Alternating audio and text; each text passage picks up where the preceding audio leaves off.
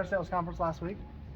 It's a good time, right? Great time, yes. Very good What time. would you guys pull away from that? I mean, Rob Villani came. He talked about financing. We talked about HubSpot. We talked about a lot of different things.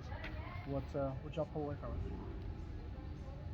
What does it take to go from ordinary to extraordinary? A little extra, and that's it. Just a little extra. And that was a big piece that pulled out for me, and I thought it was really cool to listen to some of those guys. Right on. I think one of the big things, we're talking about prospecting and things like that. When we talked about the referral side of it, we for me personally, it was always saying, hey, you always ask like, hey man, great. If you know anyone, just let me know.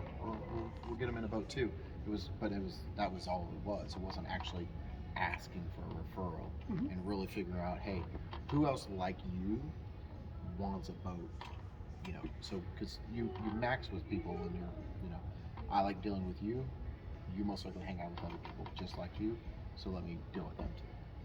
Yeah, makes a lot of sense. Mirror and matching. Connor? So I really took a lot of prospecting ideas out of it. I mean, just one thing, for example, letting your customers know the next step. Not only yourself knowing that, but letting your expectations be known immediately after that first meeting.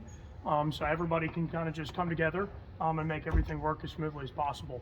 And I think at the end of the day, that makes the customer get into more of a glad personality, which we all know is what makes them do their best decisions. Yeah, that kind of leans into one of the things that I took away was customers buy when they're glad, not when they're mad or sad or frustrated or any of those other emotions.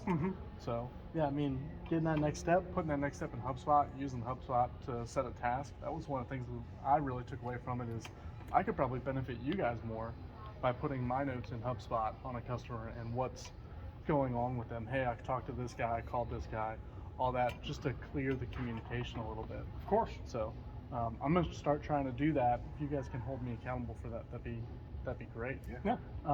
So Rob Villani talked about financing as well. Did you guys have any questions about what he talked about? What were your thoughts? I mean, really just kind of talking about how financing kind of meshes in really well. So strap my pencil. Meshes in with sales. I think it's great that we've definitely been starting to do those things where we get you involved a lot earlier than like after we sit down. They're like, oh yeah, let's buy this boat. Then you come in, or if they ever bring up any questions, you're really good at being available for those to answer those because I can tell them what I somewhat know, but Right. I just play the hey, that's why we have Josh. He's great at this and he can answer all those questions for you. Yeah, and I gotta say, as we're In there and Rob's talking about, hey, get your business manager in early, give them all this information. You guys, Carl, even when you take a deal as a general manager, but Connor, Nate, I wish Shalina was here.